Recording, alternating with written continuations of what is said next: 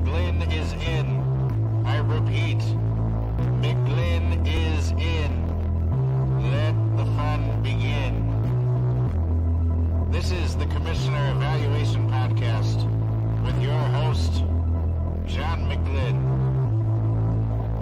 Is that Herms? He got them guests on the Rolodex, stopping by to talk about some Dynasty Superflex. Everybody, yo, Commish is in. It's time to sit down to listen to John McGlynn. Yo, who we trading, who we fading, who we getting off the squad. Knowledge never overrated, playing for number one. And yo, McGlynn is in. It's time to let the fun begin. It's the Commissioner Evaluation Podcast with John McGlynn.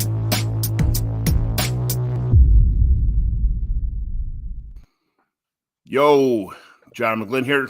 Welcome to my Commissioner Evaluation Show. I'm John McGlynn. You can find me on X at John McGlynn75. Only 2 more weeks of regular season of fantasy football left. Where's your team at? Contender, pretender, bottom feeder? Are you switching to hockey season already? We are here to help you enjoy the rest of your season, playoffs, and all the rest of the season. So let's get to the show. This is episode 100. I got some special people here with me today. So we're going to run through some commissioner questions, week 12 injuries, week 13 waiver wire targets, team by team quick hits. We'll review some trades that went on in my Mighty McGlynn home leagues, and we'll evaluate a team to see what we should do this with the team, rebuild, remodel. This is a really good team. This is like a dynasty-focused team, so it'll be interesting. But I went hunting last week. My daughter Katie came over from school from St. Ambrose. My son Johnny came over from Wisconsin Whitewater. Our whole family was in the same house together for a week, and it was wonderful. We went to my wife's family's house for Wednesday for Thanksgiving, and my family got together Thursday to celebrate Thanksgiving. A lot of eating. I think I gained about 12 pounds. I went to Bourbon Street for meet all my son's friends from high school, from Brother Rice, and then went to Brewbaker's, which if nobody's familiar with this, Brewbaker's is one of the 3 late night bars in Chicago. There's Touch of Class in on the south side, and then there was Groucho's on like 87th and Pulaski, and then another one called Brewbaker's, which is in Mount Greenwood. And I've been banned from that place for 22 years. My name's on a list. The list changed like 5 times, and I'm one of 13 people still on the list, even though it's been changed owners of the bar like 5 times. My name's still on the list. The bar back let me in, even though I'm banned, because it was like Thanksgiving weekend. He's like, just behave yourself. I'm like, all right, cool. I got in there. It was crazy. There was a big joke. I showed all my friends on the social medias, and everybody laughed about it. But I got in there, even though I'm banned for life. I got in there. So, JT, and now you're banned again. I'm banned again. JT, do it, you JT. Oh man, I've had to ban a few people from my bars over the years, and it's very rare. I'm always like, you have to really do something bad for me to ban you. I'm usually like, all right, man, take the night off, head home. I'll see you next time. You can come back and apologize, and we'll be fine. So usually I'm pretty cool. I've got a few people on my ban list that people keep asking me, like, hey, can my buddy come to this? I'm like, nope. I gave him 2 or 3 chances, and I'm like, he's out. So I can't even imagine what you did to get banned, but that's pretty hilarious. Thanksgiving week for me is turkeys. At Project 47, we do Thanksgiving turkeys on special for the week. So what we do is we call in advance, order up a smoked turkey, and then we cook about 48 turkeys on our smoker the night before Thanksgiving, and then everybody comes in Thanksgiving morning and hand them out to everybody 10 a.m. to about noon. So that's kind of been my last 10 years or so. That's what I do every Wednesday, get everything set up. So I bartended till close, went and throw the turkeys on the smoker about midnight, and then get up in the morning early and start pulling them off and hand them out to people, and then went to my mom's house, and then went to my girlfriend's house. And my niece was back in town for college, so I hadn't seen her in a while, so it was good to see her. But always fun. And then football, man. It can't beat a great weekend of football. Tons of football on Friday with college. Mizzou got the win. So I feel like all I've been doing, I watch football all the time anyway, but I feel like all I've been doing is watching football constantly the last like 4 or 5 days. So it's been pretty fantastic.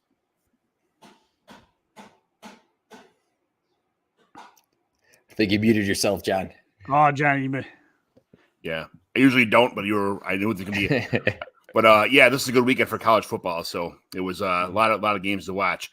Nick Skrip, neighbor, friend, tell us about yourself, where people could find you on all the platforms, what you do in the fantasy football world, makes people want to follow you, all the good stuff.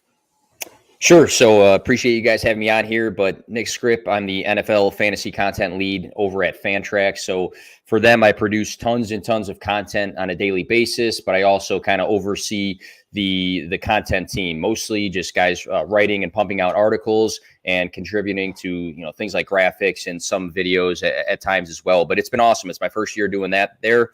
I think the brand's been growing a ton. It's an app. It's a website. I also write for the website as well. So does JT for some IDP stuff.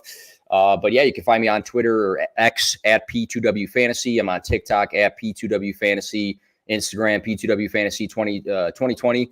And what I do is just produce tons of content on a pretty consistent level. And what I think is a little bit different is that I do it in all different forms. So if you look on my page, you can see short videos and live streams, and you'll see graphics from Fantrax that I've made, data drops, pretty much everything. So I try to be a little bit diverse in the content that I produce, and I have a lot of fun with it. So really enjoying it.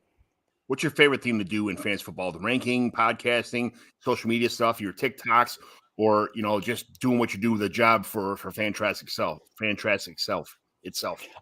I do love what I've been doing at Fantrax, and what I like about Fantrax is that they've literally let me have my hands on everything. I'm in talks with the social media coordinator and the editor on a daily basis, pretty much, talking about what we want to get accomplished and some ideas we bounce around. But for me, like I said, I do a little bit of everything. I like the short version videos because I feel like there's just a little bit of a difference between, typing out something on Twitter or X versus like saying it in front of a camera. I think people can kind of pick up on your personality and put your actual face to what you're saying. So I do like doing that the most, I'd say. I think that's something that I probably do more than other people, is just like put out a bunch of videos all the time of me talking and stuff with some graphics. But I do like to dabble in a little bit of everything. And again, that just kind of makes me a little bit, I guess, diverse when it comes to content creation. What else does Fantrax have to offer? I mean, you're the spokesman for Fantrax now, so tell me all about Fantrax site itself. What would make someone want to join Fantrax leagues? I know me and JT are in hockey leagues on Fantrax, so there's racing, there's tennis, there's all kind of stuff. Tell us all about the Fantrax site itself. Yeah, so we have a Fantrax HQ, which is just the website where you have all the articles on there for all different sports, different content for literally everything, fantasy hockey, fantasy soccer, obviously football, there's baseball, there's just tons of different content creators producing articles daily.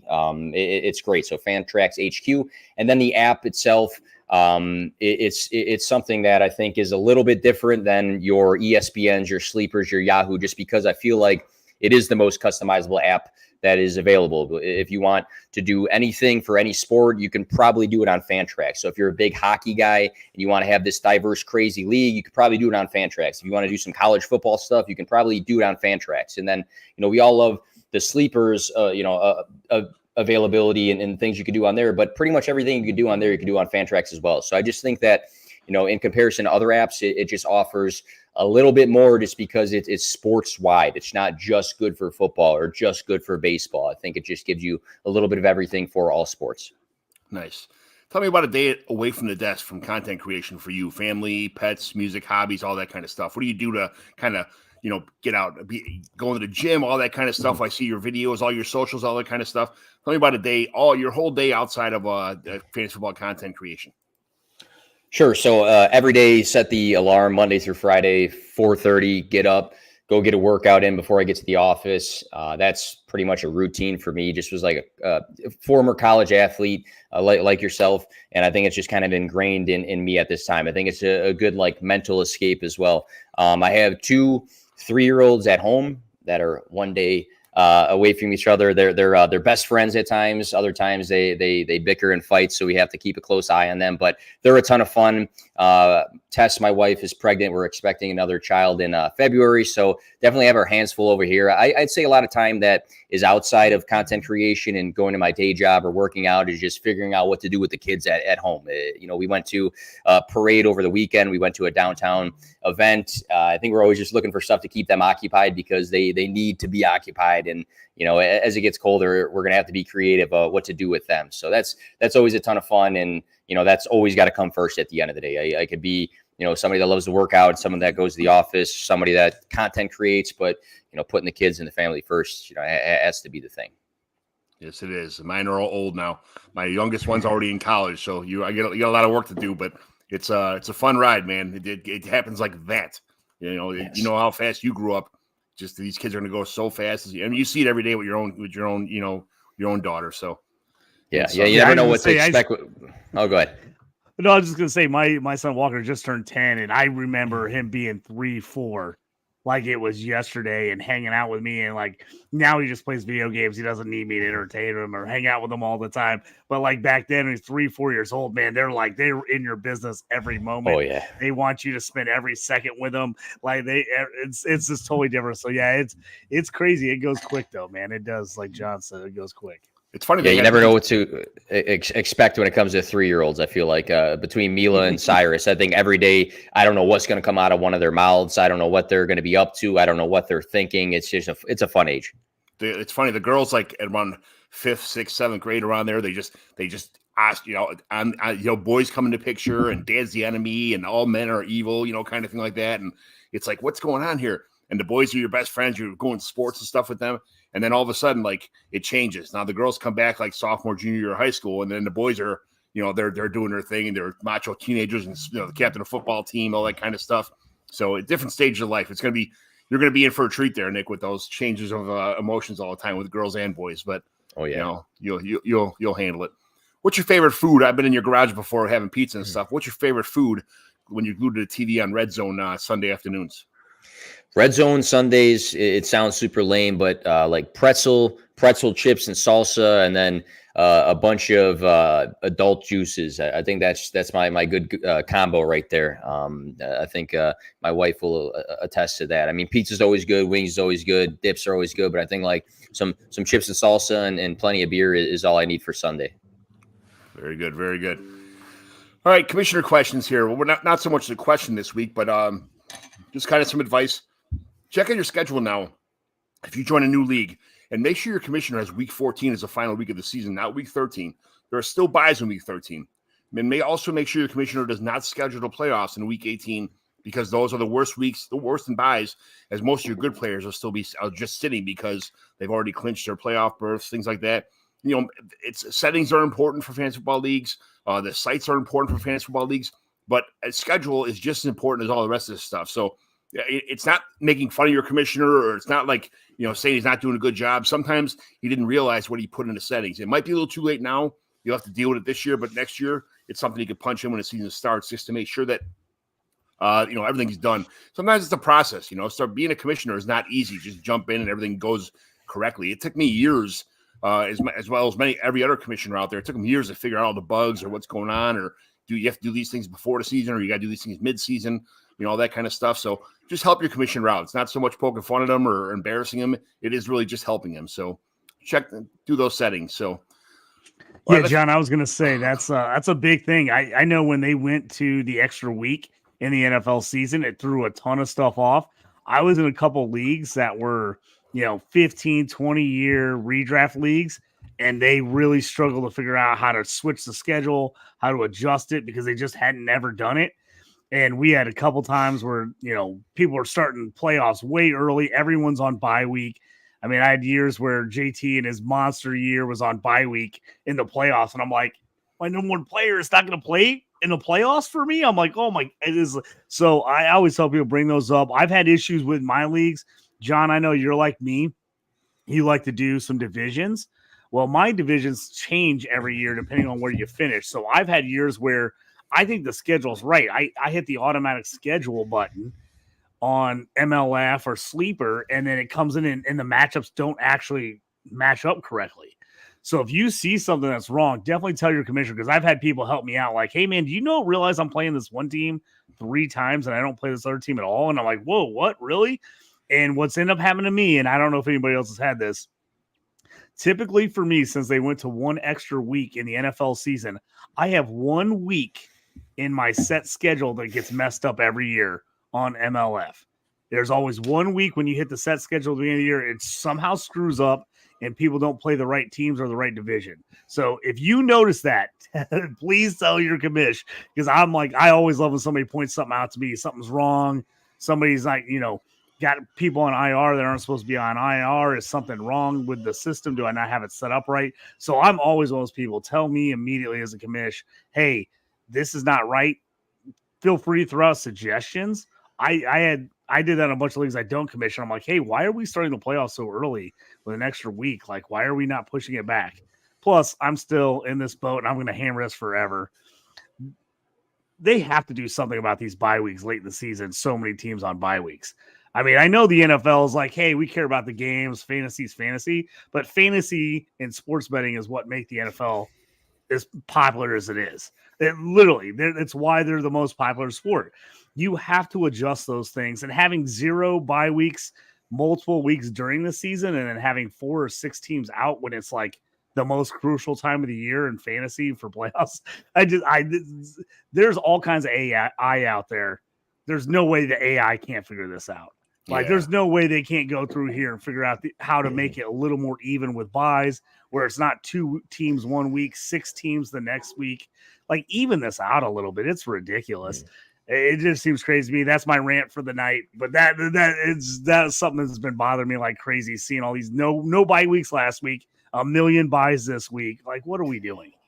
Yeah, well, I think because of Thanksgiving, they had Thursday games, all 3 Thursday games, so they didn't have a chance to catch the buys. But my leagues, as Nick knows, he's been in for a couple of years, and JT, you're in this year. I had what's called a divisional play all week 1, and then I had the original 13 game schedule, which I have to do by hand. I don't know if you guys realize that or not, but I have the division opponents in week 1 to 3 or 2 to 4, and then 12 to 14 at the end. So if you have injuries in the beginning of the season, it doesn't kill your divisions, when you play your division opponents. That's a big tiebreaker. So then your opponent may have injuries at the end of the season. He's not getting killed. You get on, ESPN or, some of these other ones, like you said before, and you're playing your same division opponents in week 1 and 3 or 12 and 14. It's like, what the shit, man?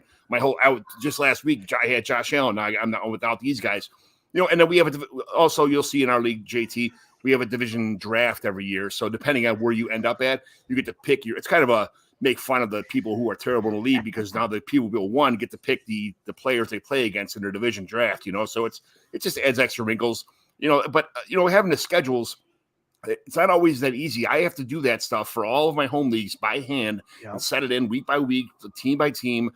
First of all, make up the schedule and then also input it into the site itself. So there's a lot of things commissioners need to do. It all depends on your commissioner. If you're in a bad league with a bad commissioner that doesn't give a shit, then there's plenty of good commissioners out there who go above and beyond to make these things. JT, Nick runs a couple leagues too. It's not easy. We put a lot of work in that nobody sees or nobody cares about. But at the end of the day, I enjoy doing that. That's what I enjoy doing. I like to come up with these videos you see every day on or once a week on my feed about my leagues, what's going on, who's the playoff contention. It was my topic this week.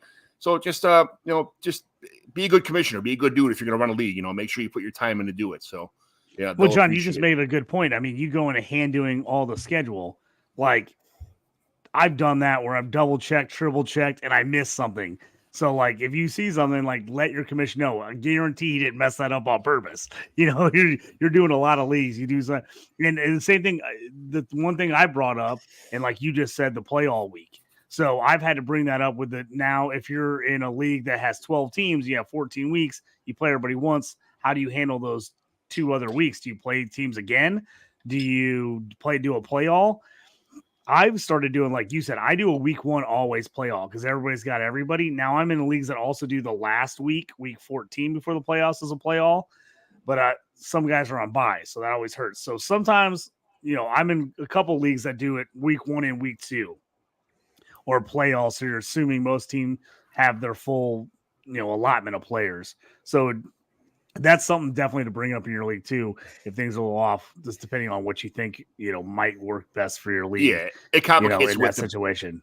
It complicates with how many teams in your league, and if you have divisions and stuff too. If you just go by all points, it doesn't matter. Who gives a shit? It's all points in the season. So the more complicated to make the league, the more work it is for you. But it is what it is. So. All right, so we got done with the commissioner stuff. Let's get to injuries here. For quarterback, Baker, the touchdown maker, ankle, monitored this guy. He was able to keep playing, but those ankles are funny. They swell up sometimes when the weight's off them for a while. And then Dorian Thompson-Robinson, Cleveland concussion. Those could be a 1 day, 1 week, 1 month. It all depends on the concussion aspect. Any other quarterback injuries that you guys think of? Did I miss anything? I don't think so. I think that was about That was it. most of it. I did get to go Colts Bucks game on Sunday. I actually was pumped. One of my buddies is a huge Baker Mayfield fan. I know, blows my mind as well. I don't know how he is, but he loves Baker Mayfield. He got to bring his son to the game. They had a great time. He was like devastated. He's like, he got hurt on the first drive. He's like, the only reason we came to the game was to watch Baker. He's going to be hurt the whole game. Luckily, he came back, and it was ended up being a good game. But I actually almost felt really bad for him. I'm like, oh, man, you guys just bought these tickets from me, and then he gets hurt on the first drive. So, yeah, that was at least good to see that he got to come back, at least for those guys. And the Colts won, which is always a good thing. Yeah, for Colts fans, yes, of course. For Colts fans, yes. Running back, Travis Etienne got a chest injury. He was able to continue playing. Javonte Williams with a neck. I've had neck stingers before. They are not fun, depending on the severity. I got a neck stinger in a playoff game when I was in high school, and it felt like somebody took a red-hot railroad spike and drilled it right in my shoulder blade. It hurts really bad. So for guys to come back on the field after that, good for them. It takes about a half hour for it to even stop hurting when you get them, depending on the severity. So any other running back injuries you could think of? Well, Jonathan Taylor. I was going to say JT today, man, huge injury news. Messed up his thumb. They didn't say exactly what it was, but he had surgery on it. He's out at least 1 to 2 weeks, maybe 2 to 3. It's brutal. He was just starting to crush it for all my fantasy teams, running into the playoffs. I had to go make a couple crazy waiver wire pickups this week because I had a bunch of guys on bye, and there's no one left out there. I'm trying to get Antonio Gibson, your boy, in one league. There was no one else on the waiver wire. I was like, I need Antonio Gibson to replace JT this week, and I'm 12th on the waiver wire list. I hope nobody else sees him. It's my fault because I just traded away Zach Moss to get Michael Wilson in the rebuild team. So because I traded away Zach Moss, that's what happened. Oh, so, you did it, John. It's all your fault. I did it. It's all your fault. Every time I trade someone away, that's exactly what happened. So Chris Olave, New Orleans concussion, might miss a week or so. Concussions are funny. Raheem Shaheed also quad, might miss a week. Those are the tight muscle injuries are no joke sometimes. Demario Douglas, Pop Douglas got clotheslined, monitor. Sometimes I read in a couple of articles that sometimes the concussions that don't happen right away are the worst because of the fact that late concussion syndromes are like the worst. Were worse than the original concussions when they happen. If they start doing that's a 2 or 3 or 4 week monitoring situation when they have late concussions. So hopefully he's okay. As of right now, he seems to be okay. Amari Cooper got smacked right in the ribs. We all know how that works. JT, I know you're slipping side story with the ribs. I broke a couple ribs myself. It hurts to live. It hurts to lay down. It hurts to breathe. It hurts to laugh. It hurts to sneeze. It hurts to cough. Anything. It's terrible. So, any other wide receivers that I missed? Not that I can think of. I think you got the main ones. Tight ends, I think we're marked safe from tight end injuries this week. Also, last week we had the Packers tight end go down, but this week I think we're good. So that's a good thing to have. Waiver wires. This is a part of the fantasy season. I've highlighted a handful of players here for each position we'll go through. Any quarterback that's passing and rushing ability is decent on a decent offense. Guys like Tannehill, Jameis Winston, of course, should be on all your teams already. Sam Darnold, being JT, love this dude. Trubisky, Mike White types. Those guys should all, if they're on your waiver wire and you have room, make sure you pick up quarterbacks because quarterbacks are one of the most important positions. So, but Kyle Trask, if something happens to Baker Mayfield, and PJ Walker, if Dorian Thompson-Robinson is out, any other quarterback waiver wires you guys can think of this week? When it comes to, redraft and dynasty are two different things. I mentioned guys like, I mentioned Jordan Love for redraft purposes. I'm sure this is for, dynasty listeners, but I think when you look at the roster percentages for redraft, you can stream a guy like Jordan Love. You can stream a guy like maybe Russell Wilson, who's had a couple top 12 weeks. It just depends on the type of league you're in. Yeah, I think Russell's a great streaming option. I picked him up in a couple of redraft leagues where I had some QB injuries, or I'm going to have I had a perfect example. I have Justin Fields in a couple leagues on bye this week, and I was only carrying one quarterback. Russell Wilson's a nice solid pickup if he's just sitting out there in a redraft league. Yes. Second most important position, I think, is running back. Any backup running back that has a shot at being relevant in the fantasy playoffs, or could be a home run if part of their committee is banged up. Deep guys like, possibly Leonard Fournette, Travion Williams, Peter Strong, Patrick Taylor, Zach Moss, who we just talked about, Tank Bigsby, Clyde Edwards-Helaire possibly. I know everybody, he's the laughing stock of the league, but if something happened to Pacheco, he could have a shot. Joshua Kelly, Zamir White, any Dolphins running back, Kendre Miller, Israel Abanikanda, Elijah Mitchell, Sean Tucker. And as always, Antonio Gibson, of course, we'll mention him about 30 times on this show every week, but that's the way it is. So any other running backs you guys can think of that we should be on the waiver wire for redraft or dynasty? I think one guy not touching the ball tons right now, but he's had a good day on the ground and through the air the last 2 weeks. Samaje Perine, 7 catches for 60 yards in week 11, and then 55 rushing yards and a rushing touchdown in week 12. So they seem to be letting him touch the ball more. He's been productive, and now, like you said before, Javante's a little banged up with that neck injury, so maybe he's somebody to think about. A guy I'm not looking for this week, but next week, if you're looking ahead, Latavius Murray has been getting touches for the Bills. They're on bye week this week. So I think he's going to get dropped by a lot of people if they need a running back. He's probably their first drop since he's on bye. He's a guy I'm looking for if I want to put in to maybe pick him up. Or if he's already on bye, somebody already pre-dropped him coming in this week, know he's on bye. He's a guy I'm looking to pick up. He's just been getting enough carries. He's been solid all around the goal line. At this point in the season, beggars can't be choosers. You want a guy that's got a chance to get a touchdown. He's a guy. So if you got room on your roster, I would pick up Latavius Murray this week while he's on a bye if you have space and you can do it, because a bunch of people are going to go try to grab him next week when he comes back from that bye. Yes, sir. Also, wide receiver, any wide receiver that has shown flashes in big games or is sitting on the IR now that league mates had to cut, guys like that stepped in right now, like Greg Dortch, who, he's always been on most of my rosters, but, he does fill in when he gets a chance, does a good job. OBJ, is kind of a polarizing player. Jonathan Mingo, I love Jonathan Mingo. Cedric Tillman is someone who I have in a lot of my rosters, really like him a lot. Jalen Tolbert, that's one of my favorites also. Denzel or Marvin Mims, he might get a shot if somebody goes down there. Sky Moore, Josh Palmer is a that's somebody definitely you should go after. A.T. Perry from New Orleans, with a lot of injuries on their team this year, so a lot of injuries this week on New Orleans itself. Trey Palmer from Tampa Bay, Curtis Samuel from Washington, guys like that. Any of your wide receivers you guys can think of that that for redraft and dynasty playoff runs? I love that Joshua Palmer plug, because I think everybody forgot about him and they don't know when he's coming back. I think he needs to be picked up because they're desperate for somebody to step up besides Keenan Allen. I'm going to mention Jameson Williams, who a lot of people don't think is good, or they think, doesn't do well with his opportunities, but 22 and 25.5 yards per catch the last 2 weeks. If he gets more volume, I mean, he had a good explosive profile. He just has to be a little bit more consistent with what he does. Demario Douglas might not play this week, but he's a good guy to stash. 18 targets in his last 2 games played combined. He's looking like the wide receiver 1 for the Patriots. Jaden Reed was still available in some leagues. Obviously, he should be the number 1 priority if he is available.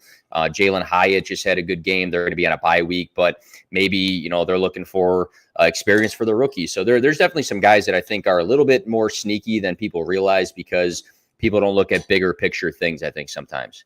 Yeah, I'll second Josh Palmer. I leagues I had, I was picking him up everywhere like 5, 6, 7 weeks ago before the injury. He was killing it. If I could put him on IR, I put him on IR. Short benches, I dropped him. He's a guy I'm looking to pick back up. And then Curtis Samuel, we've been talking about him forever. He's got the ability. Man, had a monster game last week. He's a guy that I'm picking up if I don't already have him. If you got Sam Howell, he's a great stack with Sam Howell. So I like that as well. Yes. Tight end. Any tight end that plays in the slot frequently has a path to targets, like, a Charlie Kohler, Harrison Bryant, who just caught a touchdown last week, Luke Schoonmaker, Greg Dulcich coming off IR soon, hopefully. Brock Wright, you saw him get a touchdown last week or 2 weeks ago. Brevin Jordan, a fan favorite for a while, hasn't really produced yet, but if he gets a chance, the depth chart is shrinking there. Josh Oliver, Minnesota. We know how much Minnesota throws to the tight end. Mike Gesicki, Josh Weil, who I have in a lot of my teams. It's just somebody that I like stashing. And then Pat Freiermuth, Pittsburgh. Obviously, we saw what he did last week, his first week back on the team. Juwan Johnson might have a big week this week because of the injuries. Tucker Kraft from Green Bay, same thing. He's got a great opportunity right now. Any tight ends you guys should are besides those guys I mentioned? I want to mention just really quickly, just like a little redraft strategy, but a guy like Pat Freiermuth should have never been put back on a waivers. Most leagues have an IR spot. I think he always was going to be worth that. He almost had 100 targets last season. He's been a big part of this Pittsburgh offense. So when people, were surprised last week that he had a big game, like I don't think I really was, because he's been having big games. So that's a good point. You have an IR spot. I know he's a tight end, but stash him. Sneaky guy. Jeremy Ruckert for the Jets. Conklin was having some decent usage, but Ruckert the last 2 weeks, his snap percentage has been climbing, and he's had 4 targets in both of his last 2 games. So that's maybe a deeper league guy to take a look at. Yeah, I love Rucker. I got him on a ton of dynasty leagues. I took him early as a guy that I figured would take 2 or 3 years to kind of hit. So I'm loving the usage out of him lately. And Freiermuth, I've seen him, especially in redraft leagues, he got dropped all over the place, which is crazy. I'm picking him up everywhere. If I didn't already have him, which is 80% of my rosters, because I love Muth. But you saw the difference when he wasn't in the lineup. The Steelers didn't use the middle of the field at all. I mean, they did not throw in the middle of the field at all. He came back, and man, it made a huge difference. That's such a different team when he actually gets looks, and they put the ball across the middle, opens everything up for him. I mean, it's what we thought, or at least what I thought I was getting out of Muth most of the year this year was this last game. I thought he was going to do a lot of that this season. It hasn't worked out so far. Hopefully he comes to play, the rest of the year, and the hamstring injury is behind him. JT, I really appreciate you sitting Freiermuth on the bench this week and playing me. I appreciate it. No, it's like I played him in like half my leagues. I was like, usually I'm all or nothing. You know me, I love to double down. I'm like, more. I was like, I'm gonna take it easy. I played him half and half. Like half my leagues I played him, half my leagues I didn't. And then I was like, of course he has a monster week when I don't. The first time all year I don't believe in him. He has a monster week. I can't believe I purposely had the worst team in the history of the world. I have like a 3-game winning streak right now. I'm like, what the hell is going on? I'm trying to lose. To me. I was like 0-8 in that league. Then I won like 3 weeks in a row, and now I'm like back to my losing ways. But it's like me and you fighting for that number 1 seed. We're gonna watch the balls drop, see what happens. Yeah, well, someone's already. I think Nick's in there actually with us at this point too. Yes. Nick's team's falling off the. I think we're 3 of the worst teams in the league. So we're all rebuilding. We're all rebuilding, like very, very try hard rebuilding right now. I think. Yeah. All right, let's. We got these quick hits. It's 15 to 20 seconds per team, real fast. Hopefully, we can get through these as soon as possible. We go team by team, just do a quick hits. You guys, you're illuminated. Your name is in front of each team. I'll ask questions. You guys answer with some brief, important answers that you feel are as best possible to answer the question. So, JT, the Bears, is the play calling. Minnesota has an aggressive blitzing defense. Fields holds on to the ball too long. The plays had to be called to get the ball out of Justin Fields' hands fast. Can we finally just say it's Justin Fields' only deep pass were against deep zone prevent defense, which is an obviously terrible idea down by 1 by Brian Flores, who I think is a defensive genius. That was a big mistake on the last drive when he hit DJ Moore for like a 30-yard gain, which got me to 6-point bonus lead. That got me a win. But I just think for a guy like Brian Flores to call that defense when you're only down by 1 point was terrible. But anyway, to the Bears, what is the story with this? Is it the play calling? Is it Justin Fields? What's the answer to this question? All right, this one I can't do real quick, but I'm trying to. Flores, I actually think the Steelers screwed up not hiring him as a defensive coordinator. I really like him. I thought he had a really good game plan the whole game till the very end, like you said. But that DJ Moore pass, that is what makes you think that Justin Fields can be the man. I mean, he put that thing on a dime laser ball right where he needed to be. I have no problem with screen passes here and there. The problem is when it's all you run, everyone knows it's coming. And again, if you're a coordinator and a team blitzes you a lot and they bring the heat, you have to talk to your quarterback about hot routes and what are you going to do if you don't have the hot route? Are you throwing it away? Do you have a deep guy you can chuck it up to that maybe can make a play for you? You got to talk about these things in advance. Just not throwing deep all game is not an option. It's brutal. I mean, I thought when Dobbs, they came out and ran a play action Dobbs and ran the deep ball to Jordan Addison, they almost pulled in double coverage to start the game. I was like, why are the Bears not doing that more? I mean, that was what Fields excelled at in college, was was throwing the play action and then putting out bombs and just dropping them on a dime. I don't understand it. I know it's somewhat Fields and them not trusting him, but he can throw the ball. The guy has proved that. I just don't understand. Screen passes here and there are fine, but every other play, I mean, if you looked at the passing chart, it was brutal. Everything was 2 to 3 yards on the wide outside. I mean, you don't have to be a defensive genius to know that's coming. You just start jumping those routes. And again, if you're running screen passes and you're losing 2 to 3 yards every time you're running them, obviously that's not the right call. Obviously that's not the play to be running because the other team's ready for it. Screen passes are built.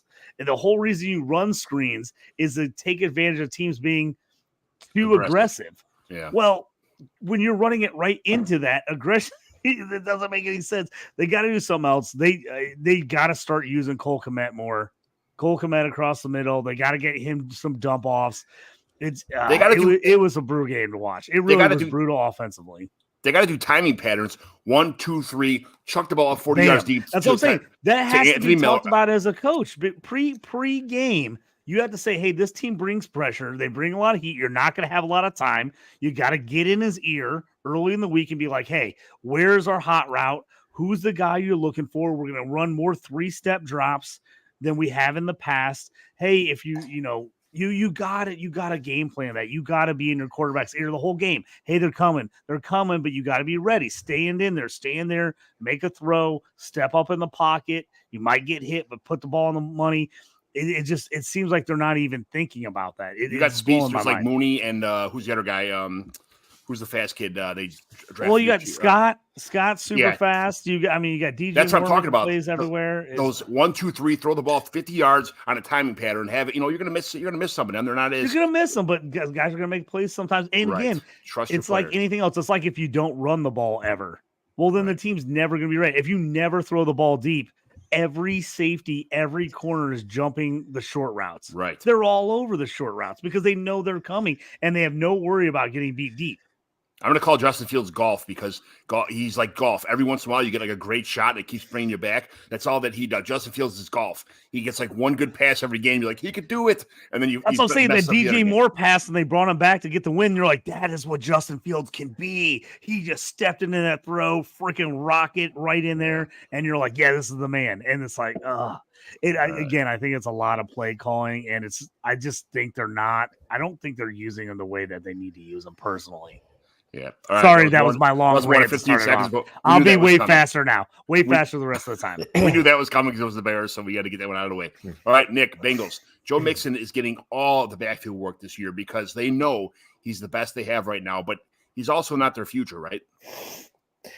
Yeah, I don't know. I mean, he's played as a workhorse this whole season. He's a true dual threat running back just based off of the numbers. I think he hits 50 receptions this season. The thing is they have him this year and next year, and then in 2025, he's an unrestricted free agent. So do they pay him at 29 and 30 at that time?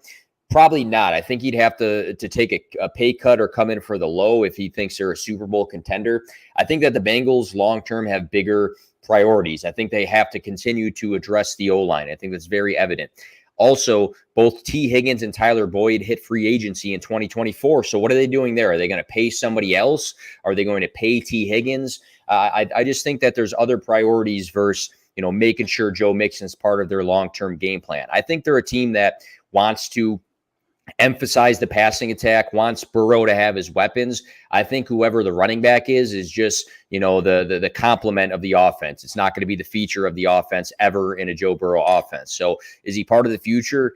Maybe, but I think the priorities are elsewhere. Yeah, probably not. JT, Bills, 29 for 51, 339 yards, 2 touchdowns, 1 interception, 9 carries for 81 yards, and 2 touchdowns. What else can Josh Allen do to win? He's never won in overtime, but I mean, this guy is doing everything. Absolutely murdered a parlay.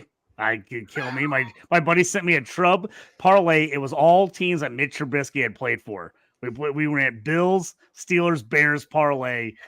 We thought we had it. The Bills are Josh Allen. It's going to be like what the Packers used to be.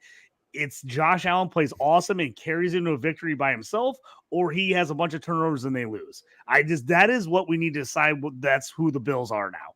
They are the Favre Packers. When Favre plays out of his mind, they beat anyone and everyone. When Favre turns the ball over a bunch of times, they lose because it's all on him. And that's where we're at with Josh Allen. The Bills just are not good enough unless he plays heroics. And that's going to get you in trouble because, again, he now knows that, and he feels like he has to make every play. And that's going to lead to some turnovers. You're going to get some good with some bad. Obviously, the record's bad, but no one wants to play this team in the playoffs. If they make the playoffs, nobody's going to want the Bills, especially like a 2 or 3 seed where the Bills are on the road. That's going to be scary for teams. Josh Allen's doing what he can. Again, you're going to take the good with the bad with him. You know that at this point in his career. Yeah. Nick, Broncos, why is Russell Wilson running 11 times when you have Javonte Williams and Cortland Sutton on a 6-game touchdown streak? I think the simple answer is he's not forcing plays. I think he's avoiding turnovers at all costs. I think he's trying to be efficient. So when things break down, I think he's been tucking and running. He has 0 interceptions in 8 of his 11 games played this season. So he's been competent, not turning over the ball through the air. And I think that's just kind of been what he's been about. If he's not seeing something, he's not going to force it to anybody from that wide receiver room. And he's been running a bit more. I mean, he's always kind of been a guy that is a sneaky runner. We don't talk about him like a Lamar Jackson or anything. He's not, that sort of ceiling rusher, but he has done it through his career. But I think there is a focus on not forcing plays. I love when he slides too. I love watching baseball players or quarterbacks. You can always tell, like the Patrick Mahomes and the Russell Wilsons, when they run, they get slide like it's like an art form the way they slide. Instead of some of these guys have no idea how to slide. It's actually hilarious watching them try to go down. Some of these dudes, you think they're going to hurt themselves on the slide? I'm like, don't slide, don't slide. They look awkward, like they're going to blow a knee out. I'm like, just lay down on your belly, just go forward, because like some of these guys go to slide. I'm like, I get all nervous. I'm like, what are you doing? All right. Yeah. JT Browns, 9 carries, 65 yards, 7.2 yards per carry. Kareem Hunt, 7 carries, 22 yards, 3.1 yards per carry. Why isn't Ford getting the ball more? I think this is an issue where NFL coaches get in their brain that they have the game plan and they have guys set for certain series and they just go with that and they don't look and adjust during the game. I think they say, oh, well, you're getting the 3rd series, and then whatever plays they're calling, you're getting those carries, and they don't make in-game adjustments going, hey, Ford's carrying the ball great. Let's not put Hunt in the series that he's due to go in. I just think that it happens a lot in the NFL where people just get locked into what they're doing, and they don't make that adjustment. Now, obviously, Ford should be getting more carries, but that would be my guess is what's happening. I just think you see that in certain series. You're like, why is this guy sitting? And they're like, well, it was his turn or these guys' turn to be in. You're like, on a huge series, you're just going to go with the rotation, but I see it happen all the time. So it wouldn't surprise me if that's exactly what the reasoning is. Nick, Buccaneers, probably my worst trade of the year was trading away Rashad White to Nick on a team that he was rebuilding, and now it's like halfway rebuilt because he's got Rashad White, but I think he's in for a good time, not a long time. But what's with Rashad White actually gaining yards between the tackles now? I know he's a PPR guy, but this is bullshit if he's going to get all the carries too and get yardage. Yeah, I think he's still just growing and learning as a rusher. He had 50 catches last year as a rookie, so he was involved there. But he has 27 more rushing attempts this season, playing 6 less games. So he's obviously carrying the ball a lot more than he did in that rookie season. The rushing efficiency hasn't been great, but week 12 was his 3rd week over 4 yards per carry. It was at 6.67 yards per carry. So, I mean, we're seeing some flashes. I think he's just, again, growing as a rusher. Workhorse running back, played 80 and 87% of the snaps the last 2. Dual threat running back. I've liked him a lot this season. And he's just kind of untouched with competition in that backfield.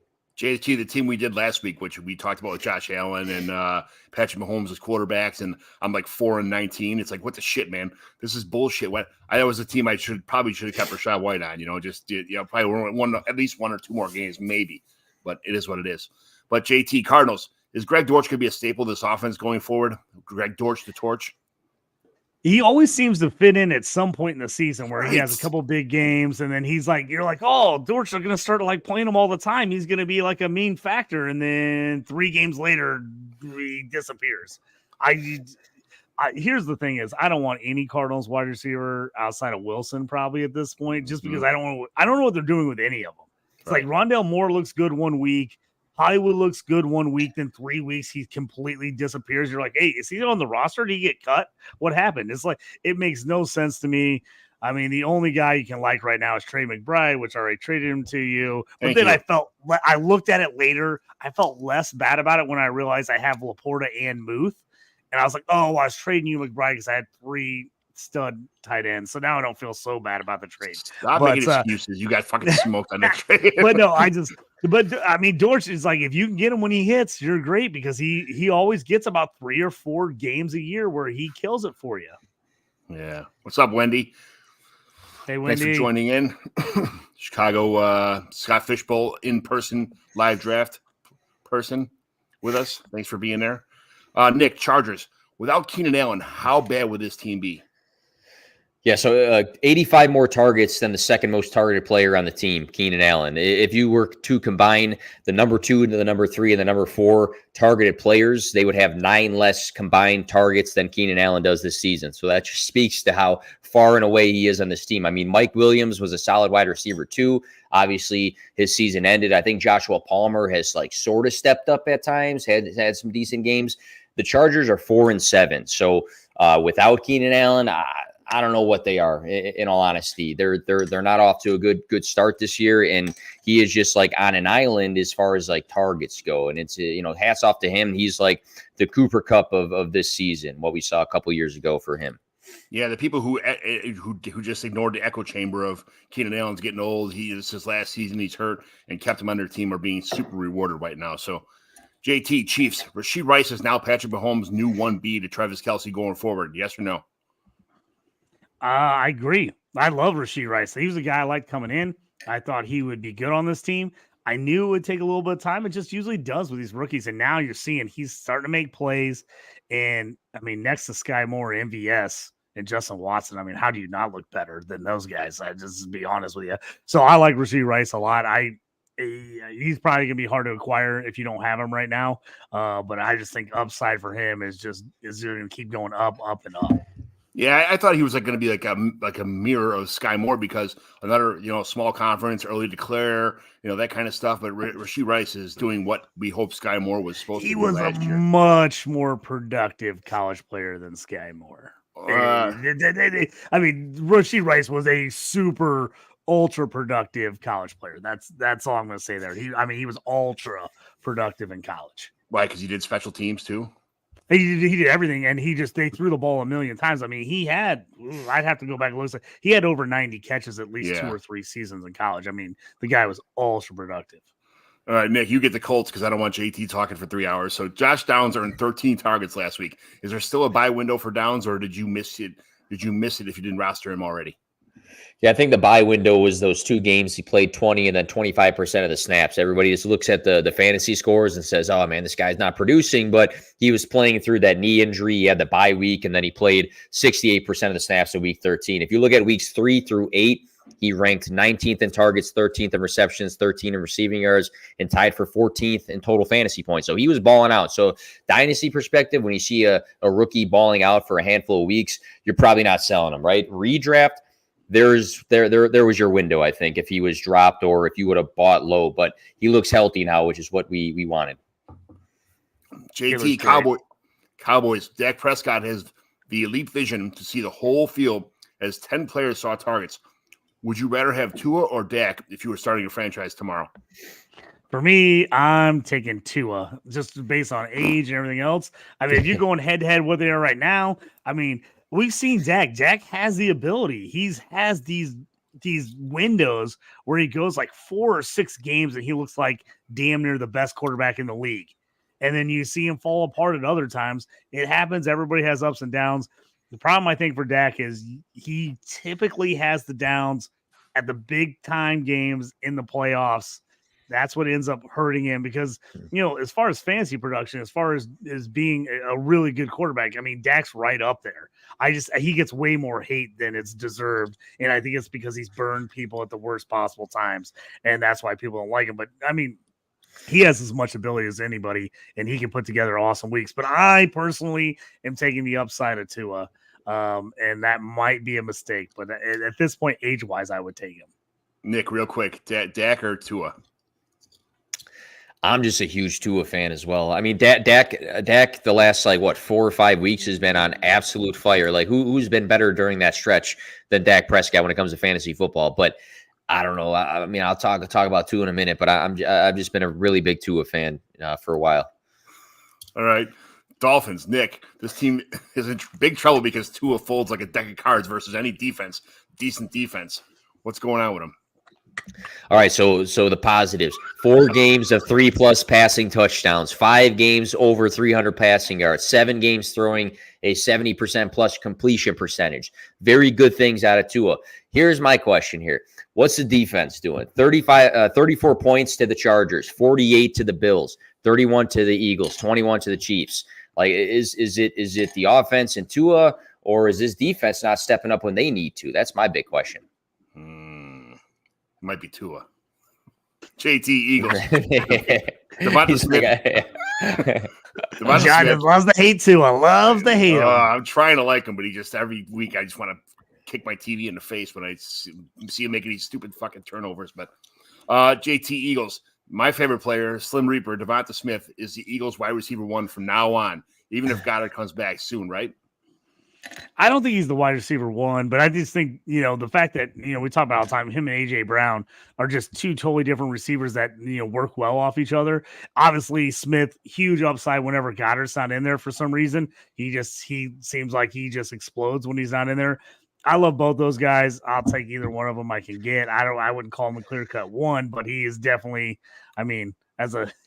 he's a 1 for me over a bunch of guys on other teams in the league. I'd much rather have Devonta Smith. I'd always take a guy on a good offense over a player that might be the number 1 on a bad offense. Yeah, right. Nick, Falcons. Will Arthur Smith let Bijan Robinson obliterate the rest of the season's power puff schedule they have, or will it be back to normal next week for the fantasy football haters? So 22 and 16 rushing attempts for 95 and 91 yards the last 2 games, a rushing touchdown in both, 23 and 19 touches. It's almost like if you give him the work, he gains good yards and he scores touchdowns. It's just the math adds up right there. That's the hope, though, that they continue to give him the work. 5 and 6 at the top, tied for the NFC South. So I think if they want to sneak into the playoffs, they need to feed their most talented running back, and that's Bijan Robinson, who's been proving that the last 2 weeks and early on in the season. Maybe their tight end or wide receiver that's pretty good too. That would help, right? Those guys are all right too, yeah. JT, 49ers. Who's really the better player, Debo or Ayuk? Oh, that's a toughie. Here's the thing is, I have to be honest, I've been not an Ayuk guy like his whole career, and he's looked way better than I thought he would be. I actually like Debo a lot, but I think he maybe is slightly overrated, especially in fantasy circles. I think he's a better football player than he is a fantasy player. It pains me, but fantasy-wise, I would take Ayuk over Debo right now. I would definitely take him, even though I like Debo as a player more. Fantasy-wise, I think you got to go Ayuk.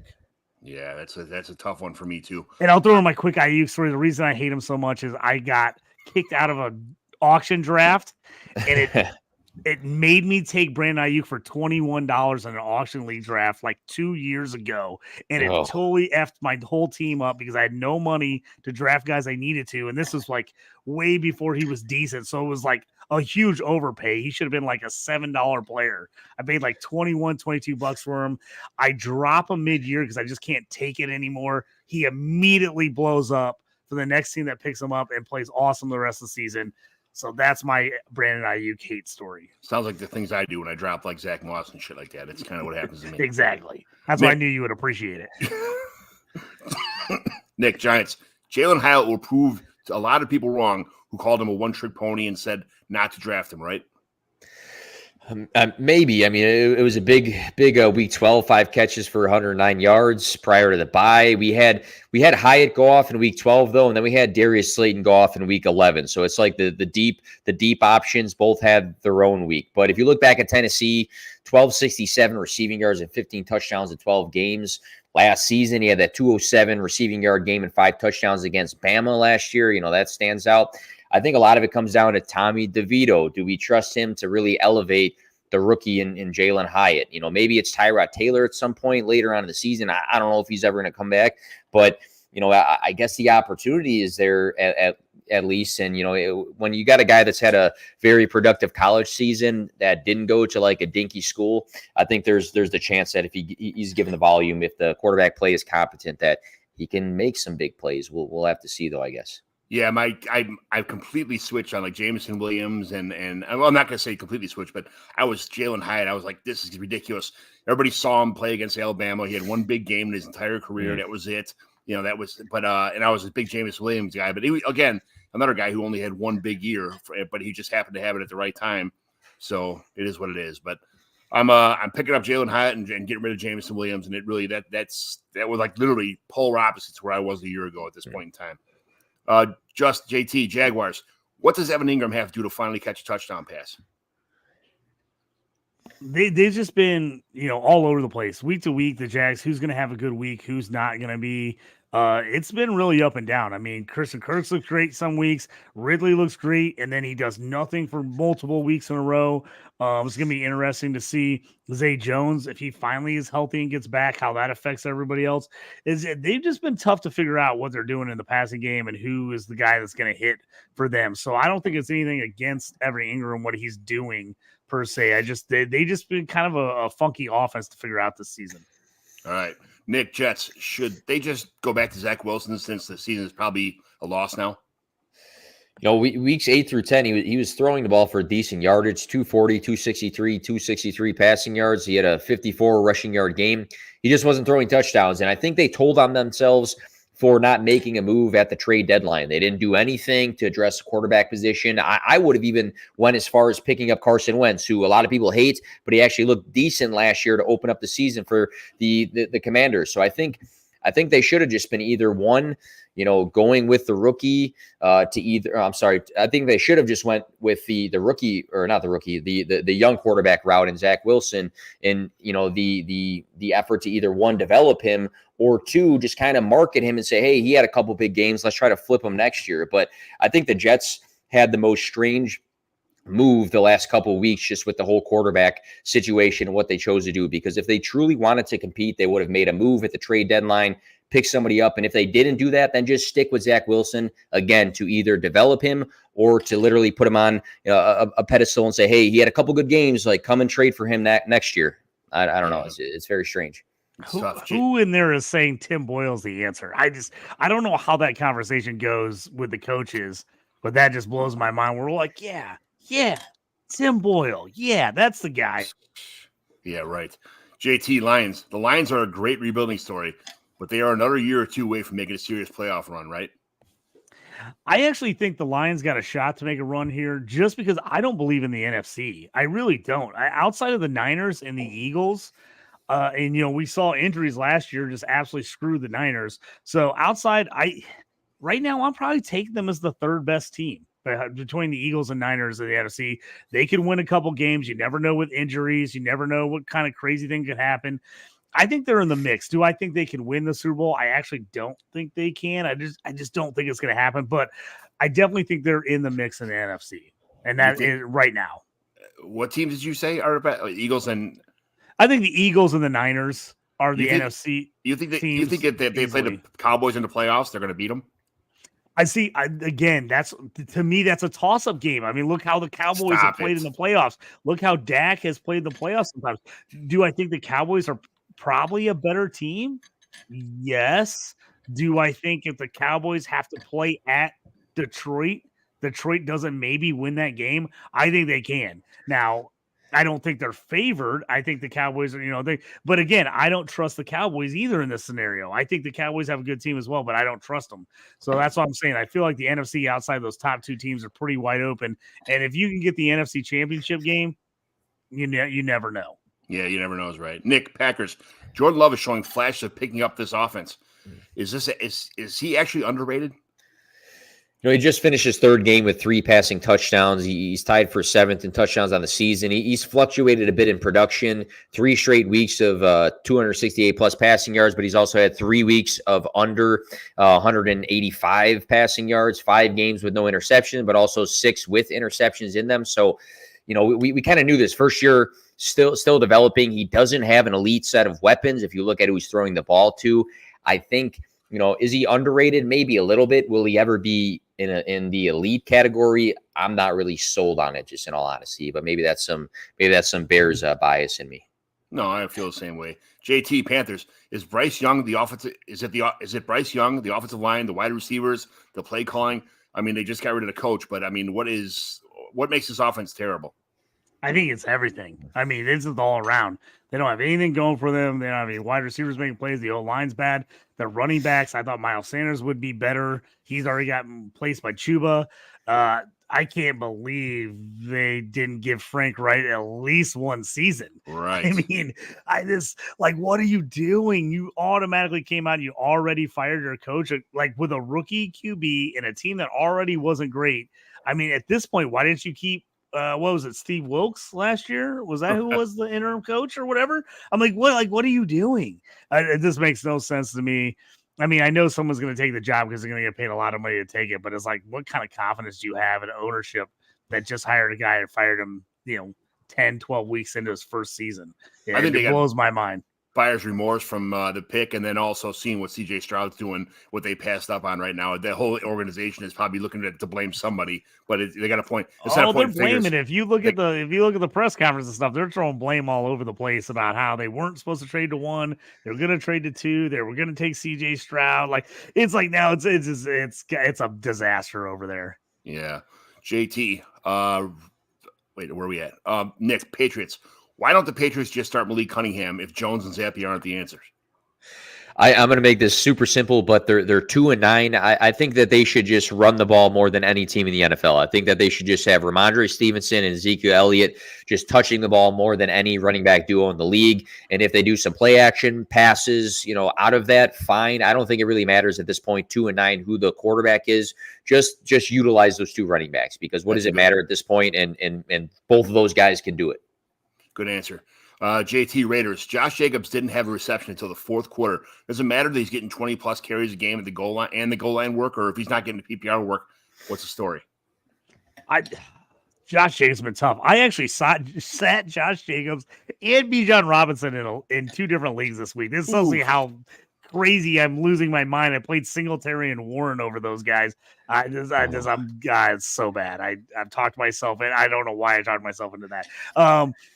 Jacobs, I mean, he's finally starting to look decent. This this team is better than I thought they would be. Finally, they're going with O'Connell, the rookie, who doesn't look terrible. I mean, that week they played Hoyer. I got into it with a million Raiders fans because I was like, what are you doing as a coaching staff? Do you really think Brian freaking Hoyer is giving you a better chance to win than anyone?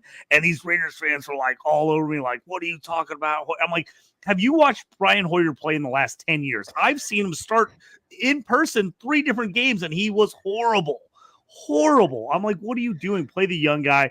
Just back to what Nick said about Zach Wilson. Why are you not playing Zach Wilson? I don't care if he's not lighting the world on fire. You have to grow these young guys. Replacing them and starting absolutely bottom of the barrel backups. It's not like they pulled him for Jameis Winston. It's not like they pulled him for Sam Darnold. They're pulling him for Tim freaking Boyle and Hoyer. I mean, terrible. Raiders have looked ever since they got McDaniel the better. I think Jacobs is actually going to be a decent play the rest of the year, even though he struggled to kind of start things off. I actually like where the Raiders are going, even if they're losing, which they should have, obviously, to the Chiefs. But he's looked a lot better, and they're getting him more involved. Nick, Rams, is Cooper Kupp going to be fantasy relevant ever again? We saw 2 elite weeks out of him, weeks 5 and 6. He scored well for fantasy, 118 and 148 receiving yards in those. I think the expectations just were always too high. I think the one issue we see with him is that he's dealt with some injuries this season that I feel like some kind of still linger with him. He's not like 22 years old anymore. So I think the expectation should just be he's probably a high upside wide receiver 2, and he's not going to be a high upside wide receiver 1 that, many people drafted this year because, again, of just some regression and then, again, some lingering injuries. JT, real quick, Ravens, what's wrong with the Ravens offense without mentioning Mandrews? The Ravens struggle when they don't run the ball well. You've just seen that on their offense. When they can run the ball well and they can play action pass and get guys down the field, their offense looks a million times better. The games that they struggle to run, they struggle on offense. It's just the way it is. It baffles me they didn't trade for Derrick Henry before the trade deadline. It did. I mean, that would have been the solution to all these problems. But it is what it is. They love their random running backs they've had for 3-4 years. They've loved Gus Bus forever. Keaton Mitchell, Justice Hill would have been gone years ago on a million other teams, but he's just been floating around for like 3-4 seasons for the Ravens. I don't understand it. He's like that little midget. Like, what are you doing? Just hanging around, Yeah, just hanging around, just waiting to see if they're going to put me in one day. Just hanging around. Nick, Saints, why is Derek Carr only good until he hits the red zone? Yeah, tied for 14th in red zone attempts, 44.9 completion percentage there. 8 red zone touchdowns is pretty low. I'm surprised that they don't try to utilize like a guy like Juwan Johnson, who had some touchdown upside last season in that area of the field. But right now, the Saints, it seems like the three of us might be lining up at wide receiver because everybody's banged up. So I don't think anything's going to look anything better anytime soon. They drive down the field and they bring Taysom Hill in the red zone and score touchdowns. That's just how the offense works. And that's how it works. Yeah. It is what it is.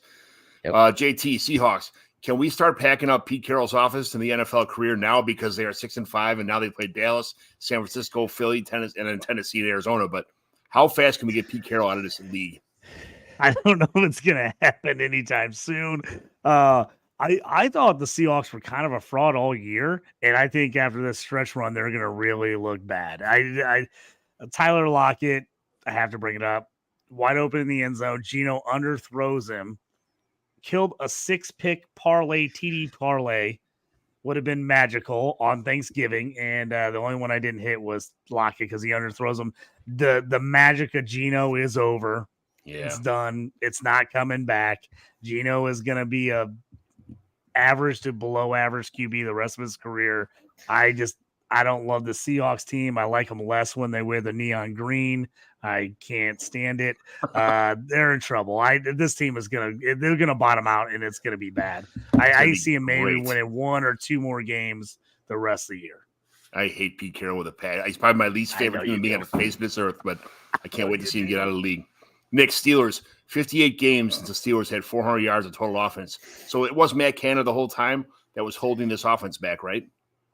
I think some emphasis is probably on that O-line still, but I think we still have to hold Kenny Pickett accountable. If you look at playerprofiler.com, I won't list off the specifics, but if you look at the categories of yards per attempt and true completion percentage and QBR and clean pocket accuracy rating and the passing yards per game that this guy's had, he's been extremely bad in all of those things. And he had a great preseason, and I was kind of a sucker to it, just to be honest. I thought he was going to take a bit of a leap. 6 touchdowns, 4 interceptions on the year, 2,000 passing yards in 11 games. There's nothing about Kenny Pickett this season that is looked good. So I'm hoping things change. I'm hoping things look better, but we got to also hold the quarterback accountable at some point. Yes. JT, Texans, speaking of quarterbacks, win or lose, CJ Stroud just passes the eye test for a quarterback that's going to be special. Is the NFL just not figuring him out yet, or is he just that good? I don't think it's about figuring him out. I think CJ Stroud's a real deal. I said this all off season. I said he was my number 1 QB. I said if you went back and you looked at his tape, yes, did he have elite talent around him? Yes, but man, he was putting the ball in just the most perfect spots, through where he needs to. I just thought I liked everything about CJ Stroud coming in. I actually was worried that Houston's O-line would be so bad that they would ruin him, that he would get sacked so much his rookie year that would throw him way off on his game. And I'm pumped that he's figured out how to kind of keep it together and not get crushed and make the adjustments. As a Colts fan, I'm pumped to see CJ Stroud every year, just to get to watch him play. But man, he's going to he makes that Texas team so much better. If you put a different QB on that team is nowhere near the record they have. Now, it's been a great coaching job by Ryans as well, but CJ Stroud has made all the difference in the world on that team. Yeah, Nick, Titans, what the heck happened to Will Levis that people traded multiple first-round picks to acquire? Yeah, you make a debut finishing as a quarterback 6, and everybody goes wild. I think he caught Atlanta lacking a bit in their game plan against him, especially with the news that it was going to be a mixture of him and Malik Willis in that game. But then, he had the 4-touchdown game. It was huge. The next week, he threw for 262 passing yards. That seemed okay. But since that big week, 4 weeks finishing as a quarterback 20 to the quarterback 31, ranging in that area, 2 touchdowns and 2 interceptions in those 4 games, he's not been productive. I think I fell for it too a little bit. I'm not saying that he cannot, improve and be productive next season, but nothing in these last 4 games is really saying, hey, you know what, this guy needs to be on fantasy rosters at all right now for redraft, at least, I guess. Yeah, JT Vikings. Pasternak has proved he's a backup for now, right? True or false? True. I mean, he's been a backup. It's been a great story. The circumstances that he got put in, getting traded to teams right before starting a game, keeping teams in it, I think has been just an awesome story. I like Josh Jacobs a lot. He was a Steeler for a long time, but there's a reason he didn't play there for a long time. He's a good story. He's a good dude, but he is not an NFL #1 quarterback. He's just not. Nick, solid backup, but that's it. Nick, say something nice about Antonio Gibson for the Washington football team. Yes, 5, 6, and 4 receptions across the last 4 weeks with 2 games at 42 receiving yards.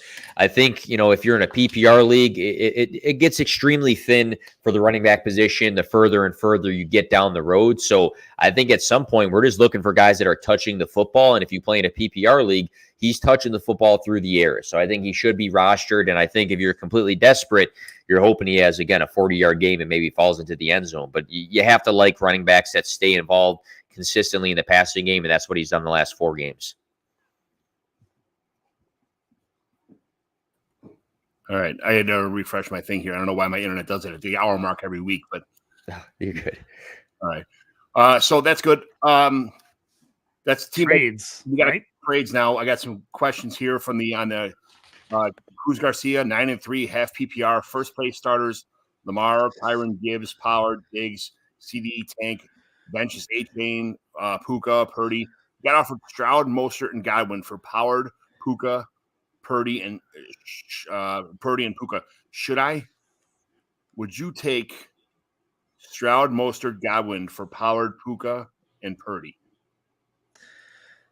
I'm trying to process this here. Got off for Stroud, Mostert, Godwin for Pollard, Puka, Purdy, and Puka. Yep. So he's basically swapping quarterbacks. Purdy for Stroud, Mostert for Pollard, and Godwin for Puka. If it's this dynasty, I'm all over the Stroud side. I'm taking Stroud everywhere I can get him. For me, I'm definitely taking that side. I'm probably taking that side of redraft too because I like Mostert.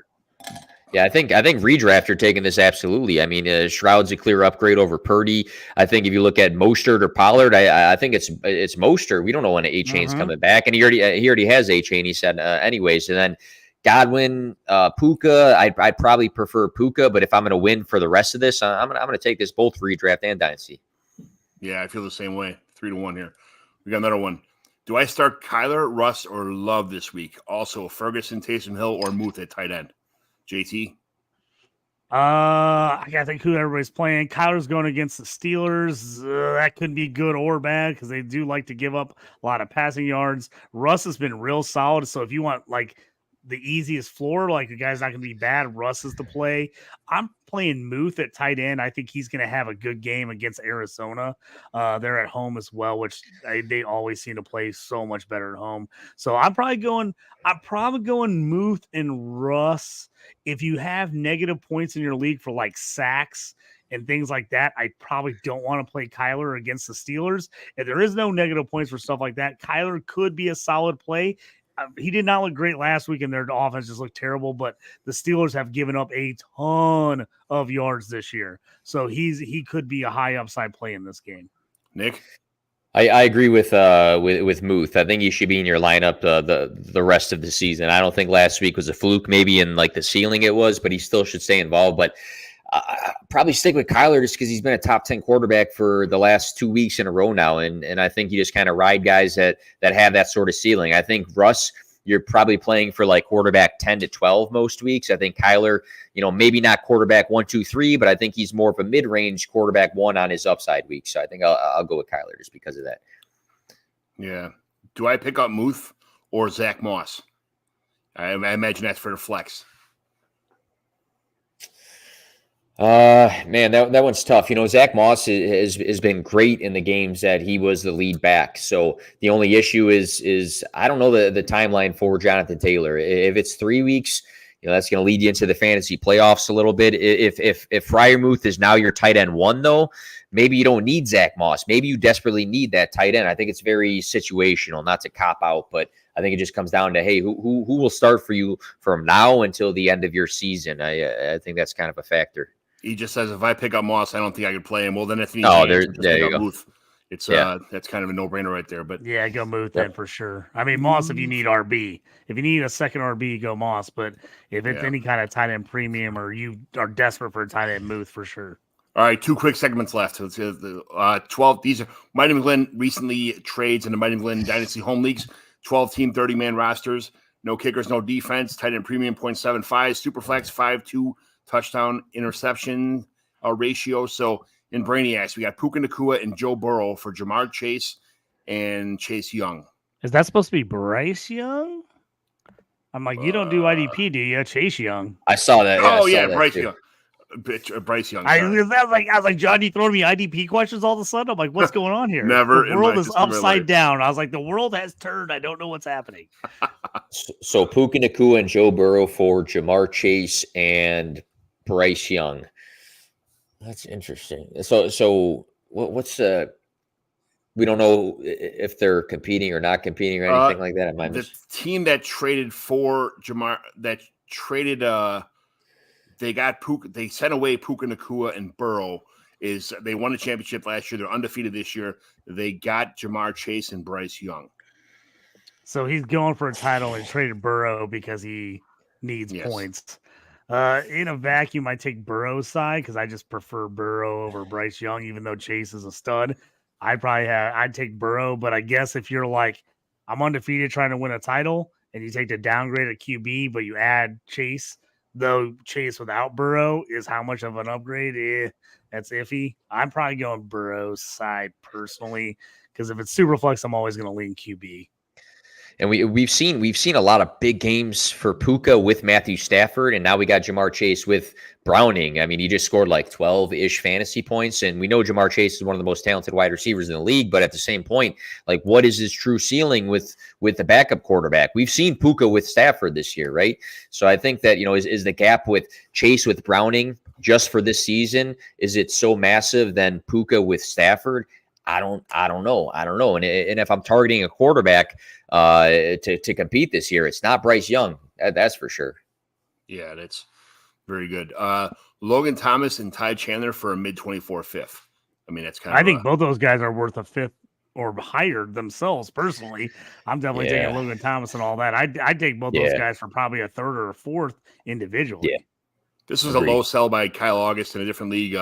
He's trying to dump players for to get him off his roster for max points for lottery balls. So that's what he just said. Hey, give me something for both these guys. I think he could have sold both of these guys for a fourth individually, probably, maybe even more, possibly. But I would have said 2 fourths or like a third and a fourth for sure. Yeah, I would have too. And the thing because I play with Kyle in Leisure, and John, I play with him in another league he runs too. But I like the one thing I like about him. I think he could have got more as well. But what I like about him, he gets deals done all the time because he just doesn't BS them. And I don't know if I would have taken this deal necessarily, but he gets so many deals done because he just gets to the point. But yeah, me and him deal a lot. He gets sick of some of my offers, but when he sends shit, they usually get done. So yeah. The Bavaro League, Waddle, a late 24th second and a 24th fifth for Minshew, Pittman, Flowers, and a late 24th third. This is interesting. So, man, I'm trying to break this down into pieces a little bit. Who would you rather have, Waddle or Flowers in a third? I think I still would take Waddle there, and then you're looking at the late 24th second or Minshew. I think if I'm not needing a quarterback, I think I'd sell Minshew for a second, and then Pittman or a second. I think I'd take Pittman over that. So I don't know. Part of me kind of leans this Waddle side. Yeah, I'm the same boat. I lean a little to the Waddle side, but if I definitely need a QB, Like I got somebody hurt, I need a super flex to play the rest of the year. Minshew's been solid. And I love Pittman. So I love the Minshew Pittman stack if I know I'm going to play Minshew every week. And then taking the downgrade from Waddle from Pittman, say Minshew Pittman is Waddle, then 2 seconds for Flowers and a third, I think is reasonable. Yeah. So I think that's a pretty fair trade all around. I think whatever they were doing, but I like that move going Pittman and Minshew together on the stack, and then Flowers upside for the future. Waddle, I think, is the best player. Like Nick said, I like the seconds with it, but I think that's a pretty fair trade. For this year too. For this year too. I mean, would you rather have Pittman or Waddle just for this year? Dynasty, we take Waddle probably, but for this year, I don't. The answer might be Pittman over Waddle for this year. Yeah, Minshew is just hitting Pittman all day long. All day long. If he even has a glimpse of being open, Minshew is finding him. I mean, and they've cut down his routes. If you look at last week's routes, they are figuring out ways to get him the ball. He's usually more an intermediate to longer route runner. I saw him run more 2 and 3 4-yard slants and cross patterns this last week for the Colts than I've seen him run in his whole career. And they're figuring out like, hey, we have to get him the ball. We're going to run him on different routes. What we have to do to get him the football. So that's a guy I want because they're going to target him the rest of the season big time. Yeah. All right. 312 Dynasty Gurus. Minshew for Lockett and a mid-24 third.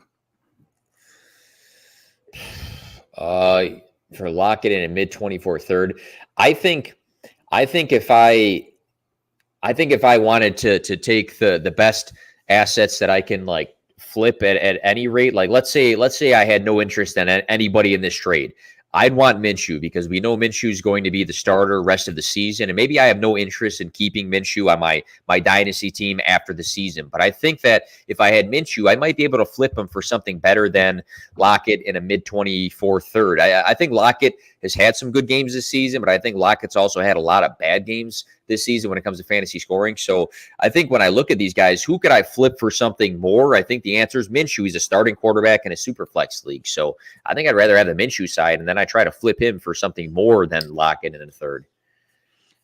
Yeah, I agree with that. I think I'm taking the Lockett third side if like Minshew's like my fourth QB.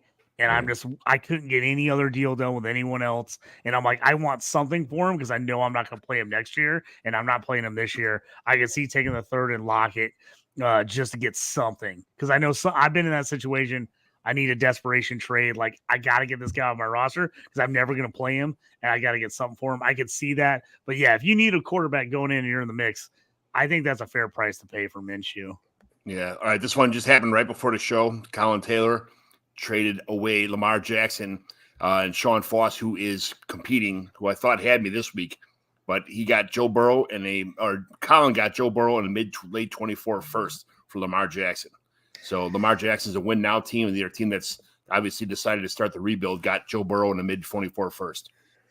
Yeah, I think, I made a similar move in a league that you have to start 2 quarterbacks. It's not a super flex. You have to start 2 quarterbacks. So it's really thin there.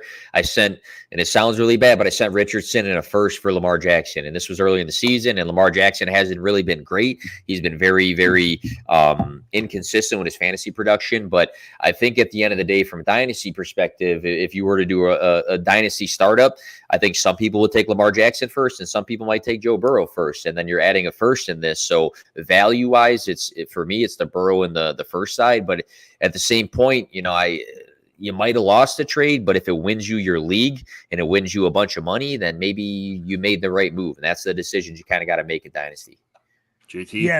In our Boomers league, John, that me and you were in, I had Burrow with my number 1 pick. I ended up trading Burrow for Lamar Jackson, Terry McLaurin, and a second rounder at the very beginning of the year before we even kicked off. And I thought that was a pretty fair trade. I needed a little help upgrade at wide receiver. I knew I was going to take a little hit with Burrow to Lamar.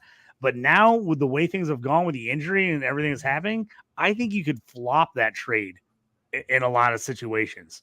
And you'd say, hey, you got to give up Burrow in a second or whatever to get Lamar. So I think that's pretty fair. I mean, obviously you're a contender. If you're out of it, take Burrow because obviously the upside's higher, I think, with Burrow than Lamar. But if you're in it, you got to get Lamar. I think that's the move. But I think that's a fair trade. As you've seen, it's just slightly switched value from the beginning of the year to now because of the injury. Yeah. All right, we got babies, boomers, degenerates, return to strokes, Westlawn All-Stars, Cobras. They're all lame, no trades, so nothing to talk about this week. So real fast, we got team evaluation. Every week we evaluate a Mike McGlynn home league team to decide if it's a simple remodel, a full-scale rebuild, what the story is. These are 12-team, 30-man deep rosters, no kickers, no defense. Superflex 5, 2 touchdown interception, full PPR for wide receivers and running backs, 1.75 tight end. What are the biggest needs for this team? When you look at this team, what direction do you want to go and why? This is Sean Roach 312 Dynasty League, which Nick is in. This team is undefeated. So we're this is a dynasty lens, not just a redraft lens right now. It's undefeated. Obviously win now, but what do you do after the season? Win, lose, tie, or draw. This is a very old team. Future picks, they have a 4th next year, and then 1st, 2nd, 4th, and 5th in 25. What are you doing? Now, obviously this year you're holding on. If you're undefeated, you're going to do whatever you can. You're scratching, you're clawing, you're doing everything you can to win the ship right now. But if you look at this team we have on the screen, I'm going to share it real fast. But what do you do? Because it's after this season, you got to really kind of think about what we're going to be doing here with this team. Because I'm not sure this is a long-term asset team. Obviously, he's got Stroud, Raheem Mostert, Derrick Henry, Cooper Kupp, Keenan Allen, and he's got Jamar Chase, which is a long-term asset. Isaiah Likely, probably not anything fascinating after this season. Brian Robinson, which he's up and down. Nico Collins, up and down also. Jared Goff, who knows what's going to happen after this season. He's showing glimpses of kind of fading, and, who knows what they're going to do next season. Then he's got Gabbert, Brissett, Tanner McKee, Jarrett Stidham, Jameson Winston, which he won't trade me even for a 3rd-round pick, but he's a jerk. Mitch Trubisky, Kenny Pickett, Jake Browning, a lot of quarterbacks here. Amari DeMarcado, Samaje Perine, Rashad Penny, Deonta Foreman, Noah Brown, Darnell Mooney, Darius Davis, Deontay Hardy, Juwan Jennings, a lot of junk here. Tanner Hudson, Gerald Everett, Jarrett Stahl, and then his injury reserve is filled with garbage too. Emmanuel Wilson, obviously Mark Andrews isn't garbage, but Russell Gage, Ashton Doolin, Ahmed, Justin Palmer is okay for the future. Hassan Haskins, Rivers, and Paul Hendershot. So he's got a lot of nothing on the bench, a handful of players sprinkled in that you might be able to use, but no picks next year. So when you see this team, obviously you're going to, let's just say he wins the championship. What are you doing as soon as the championship game's over there? Who are you sending away? What can you get for some of these guys? What is this guy's future? Just hold on to these guys for another year because you have no picks? What are you thinking? Whoever wants to start, go ahead. I'll jump in real quick. To me, obviously you're playing for the title this year, like you said. Obviously, running back is the most glaring thing with Mostert and Henry going into next season. But at this point, what are you going to sell those guys for? I mean, you're not going to get anything for them. So you're just writing them into the ground as much as possible. Obviously, his best asset is Jamar Chase and Stroud. I'm not getting rid of those guys at all. So I'm playing this team out. I think this team has another year of competing. And if for some reason he gets off to a bad start next year, maybe he starts selling some assets away. Obviously, I don't know what the other teams look like, but I mean, he's got a pretty good crew in there, especially if Andrews is healthy.